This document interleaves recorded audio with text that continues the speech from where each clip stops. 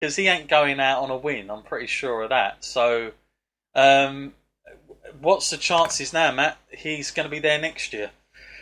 Well, I've got to say the chances must be high. He Yeah. seems that old school kind of guy. Like you got to go out on your back and that. But he didn't give me anything to believe in after this. He showed me he can do a 5-minute match. Yeah, he can put all his spots in there. But I don't know. I don't know whether he's got. You're going to have to do the enough Goldberg treatment. I don't know if he's got enough in it to have any more than a 3-star match now. Looking at that, because that was just, when we was looking back and we were saying that year when this match was supposed to happen, we got Shane McMahon instead, and we were saying it was such a shame that didn't happen because that could have been one of the best matches. These two guys know how to put on a great match. That just all went out the window. Who scripted this? How did this happen? And why, after everything that John Cena had said, he called him out, he called Undertaker a coward. How comes when he saw Undertaker, he looked like he was scared, He looked like he didn't know what to do. He sat up, he was like, oh my God, I've never seen someone sit up before. The only defence I can give for this match is that it wasn't advertised properly. And I guess this is just a bonus. Like, I think if this was advertised and this was what you got, I think I would have had more of a problem with the time of it. Let's put it that way. I mean, like, what? Jesus Christ. I was getting a coffee. No, you've missed it. The Undertaker's gone there. Oh, crap. But the fact they can get round it, Matt, by saying they never advertised it, and they never. So I'm guessing that's the way around it. Now, I wouldn't be surprised if John Cena, for the sake of him, does something with him next year to get that to finish it off. Like whether this is something that is going to be one of those things. It's a bit like when Goldberg came back, and I was like, "What the frickin' hell's just happened here?" But it needed to take it all the way to WrestleMania to actually see the bigger picture. Hopefully, they come up with something like that. But very, very tough to see these two guys doing that kind of a match.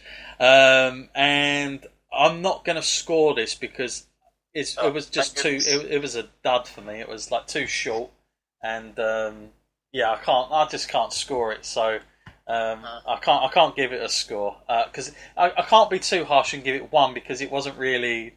I think it was only supposed to be what it's supposed to be, and I think because it wasn't advertised, that is their way out. I don't know why it was a match. They would have been better having a confrontation, booking this thing for next year, and just beating the holy hell out of each other. Like even if the Undertaker just squashes him in 2 minutes, at least that gives you something to think about for next year. But like to have the match, just that was the odd thing for me. The fact they rung the bell, just weird, But Matt, are you gonna be able to score this, or do you want to? You want to call quits? I'm not scoring this. I mean, I'll get too much hate if I score it. Yeah, I can't score it. So, yeah, that happened. So not fantastic stuff. Now, speaking of WrestleMania, Matt, I know Jimbo's been on our case about it. He's like, I think I know the announcement.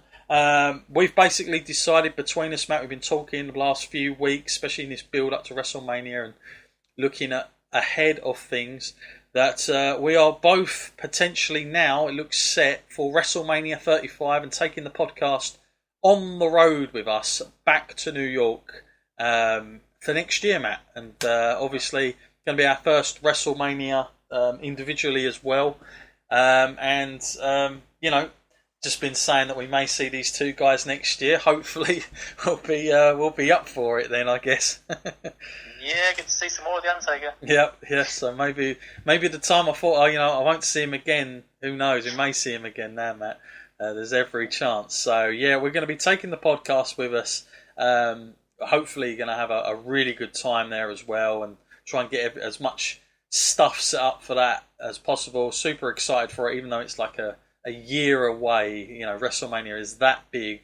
And just hearing everybody's stories that have been there, some great stuff's really already got me excited about it. Even though it's a year away, I'm sure it'll be fantastic. Now they then bring out the Hall of Fame class of 2018. People emailing in, where was Kid Rock? Did he have enough and go home?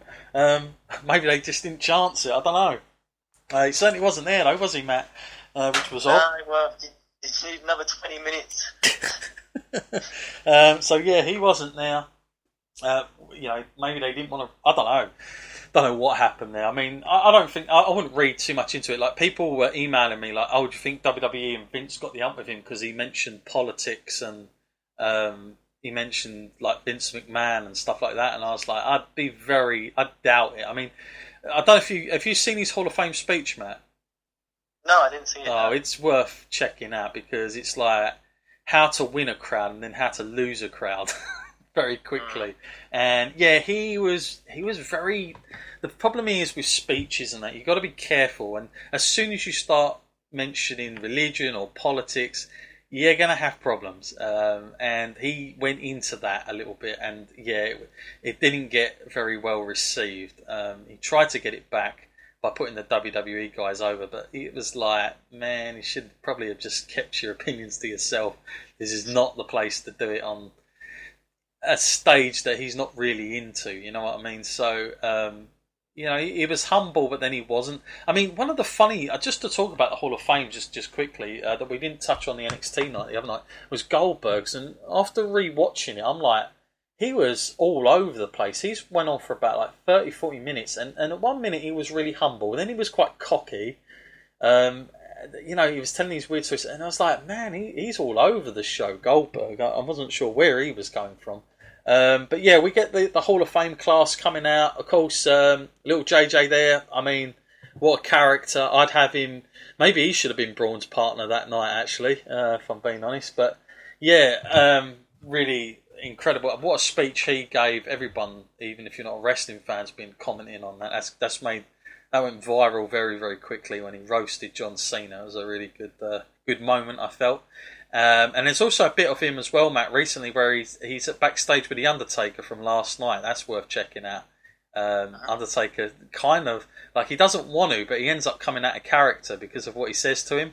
It's quite funny to watch because Undertaker is really hard to get him out of character, but you watch The Undertaker try and not laugh. It's quite fascinating. So yeah, he was there, and obviously Mark Henry, Matt, was giving the waves. It's weird, like just stand there and wave. Then we get the Goldberg entrance, Matt. What did you think to that? Was it a little bit too cheesy for you, Matt? The fact that they done the whole proper Goldberg thing, and then he come out, looked like he wanted to beat up the camera guy. A bit much, really. I mean, I can understand if you're going to put on a match or something, but come on.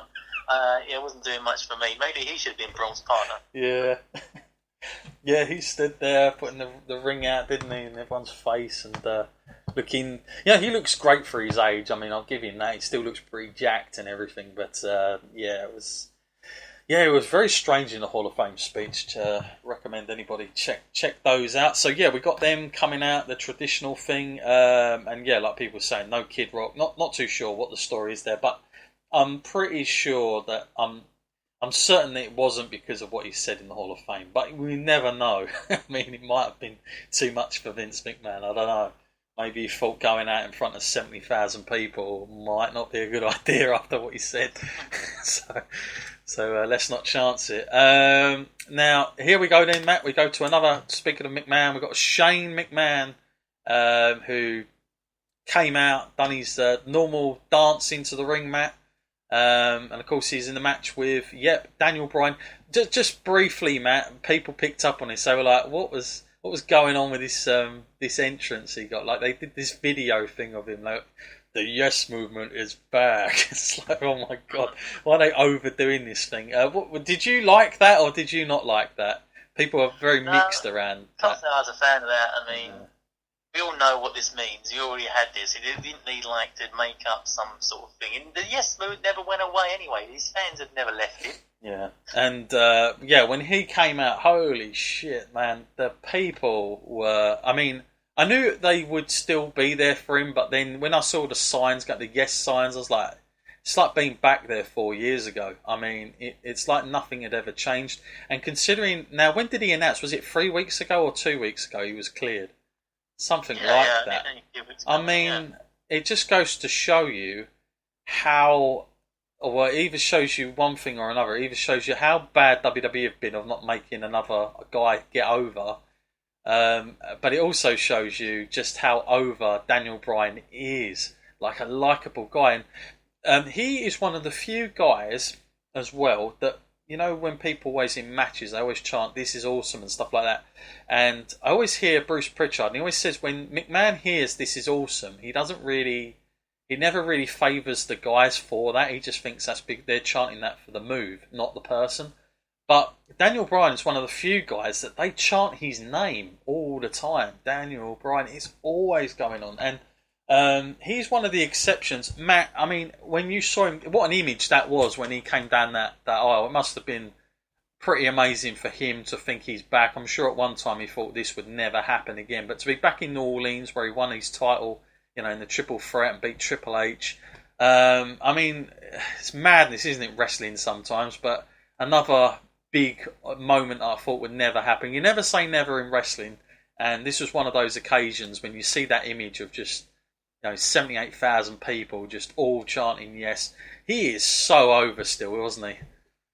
Yeah, and you know, it's definitely one of those things. I would have said I was positive that he wouldn't wrestle in a WWE ring again. I mean, he might wrestle, but in a different promotion. So it's just great to see him back there, because that's got to mean a lot. And you see after the match when he's hugging his wife and everything, and that's a good moment for him there.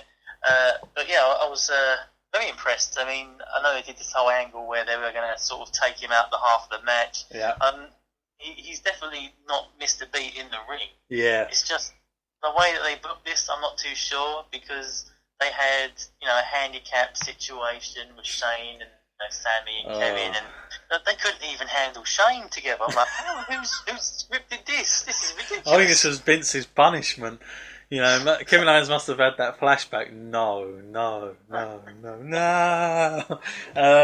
Yeah, I mean, I liked the second part of this match. I did not like the first part of the match. If that makes any sense. I felt like Shane got way too much in, and it was making Sammy look so bad in times, like especially Sammy. But like, yeah, I did not enjoy that. I don't enjoy when Shane McMahon can go toe to toe with AJ Styles and Undertaker.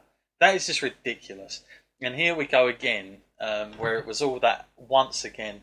The thing they did really well, and I knew a bit similar to Rousey in her tag match, they did the hot tag really well in the sense that. But watch how Daniel Bryan was. He didn't just go out and do all his finishing moves. He built it and built it and built it, and then he done the moves. You know, like there's a difference, and that's what makes a good worker a great worker, when guys can do that. And he is, I mean, he's come from the Indies, but like he wrestles like a WWE guy as well. He knows how to play the crowd. And like you said, Matt, he looked like he didn't miss a beat. I mean, he done the flip over at the turnbuckle. He done some big moves. I mean, he was flying all over the place. At one point, I was like, man, let's just be careful, you know, like thinking for his wrist. But Daniel Bryan is an all or nothing competitor, isn't he? He doesn't. It's either you get everything or nothing, isn't it? With him, I get the feeling that's his mentality. You know, that he can't go half-assed in a match. He's going to give it his all. I knew that Kevin Owens and Sammy would give him a proper match. I've got to say, you know, when you watch Daniel Bryan working, Matt, when people say strong style, he is stiff as hell. I mean, when he lays those kicks in, he looks like he's not even holding back nothing. And he does such a good job of that. And when he does the kicks, they look like they're absolutely whipping the crap out of the guys, you know? It was crazy at the impact of those kicks, you know? Yeah, I mean, yeah, he's so good at that, and I can't wait to hopefully see some more matches with him. We might get to a possible opponent later, but with anyone that's had a possible heel turn lately, yeah, I'd love to see that. Yeah, absolutely. Well, this match, it went just over 15 minutes. Matt, you picked Daniel Bryan winning this as well, didn't you? So to go and you said, you know, they would give him the win. Was you surprised though that for Kevin Owens and Sami Zayn, like for themselves, like it doesn't seem to do too much for them going forward, does it? At this point, how are they going to play that? Do they just go to Raw, or do they just keep raising havoc? I mean, everyone's like, oh my god, they're going to leave WWE. I'm like, hang on a minute. Remember the Undertaker stipulation from about 2-3 years ago? He didn't go anywhere, did he? You know, Shane McMahon was supposed to go. Look what happened there. He's still here. So I don't buy anything into that. I wouldn't worry about that if I was you. I really don't read into things too much like that. But